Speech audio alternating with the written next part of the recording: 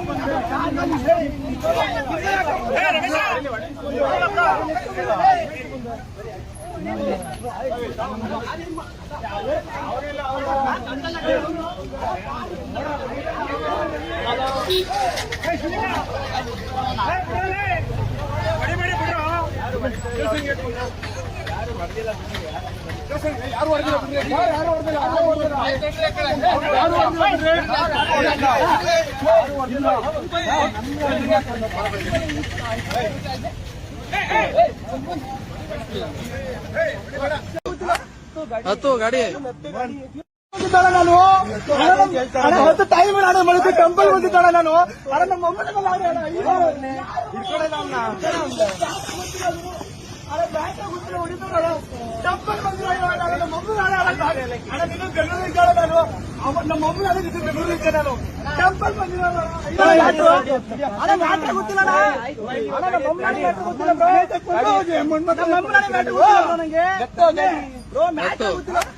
ಹತ್ತು ಗಾಡಿ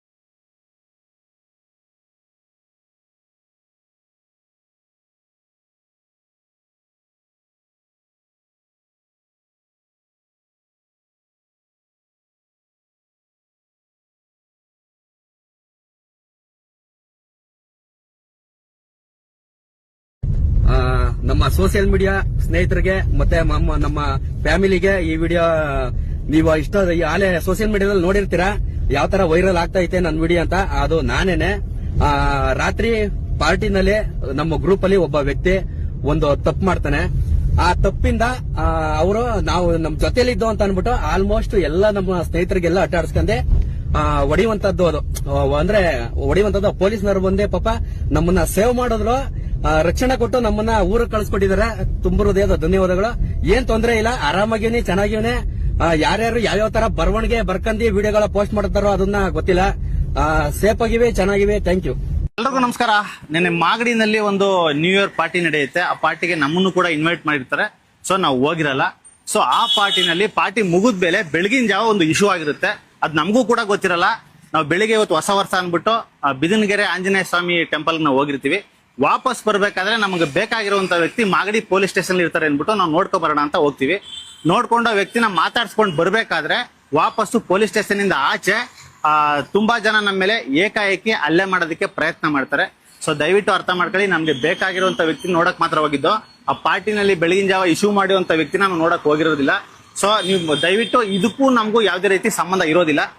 ನಾವೇನಾದ್ರೂ ತಪ್ಪು ಮಾಡಿದ್ರೆ ಮಾಗಡಿ ಪೊಲೀಸ್ ಸ್ಟೇಷನ್ ಅಲ್ಲಿ ಪೊಲೀಸರು ನಮ್ಮನ್ನು ಬಂಧಿಸ್ತಿದ್ರು. ನಾವ್ ಇವಾಗ ಧೈರ್ಯವಾಗಿ ಬಂದ್ಬಿಟ್ಟು ಬೆಂಗಳೂರಲ್ಲಿ ವಿಡಿಯೋ ಮಾಡ್ತಾ ಇದೀವಿ. ನಮ್ ತಪ್ಪಿದ್ರೆ ಖಂಡಿತ ನಮ್ ಶಿಕ್ಷೆ ಕೊಡ್ತಾ ಇದ್ರು.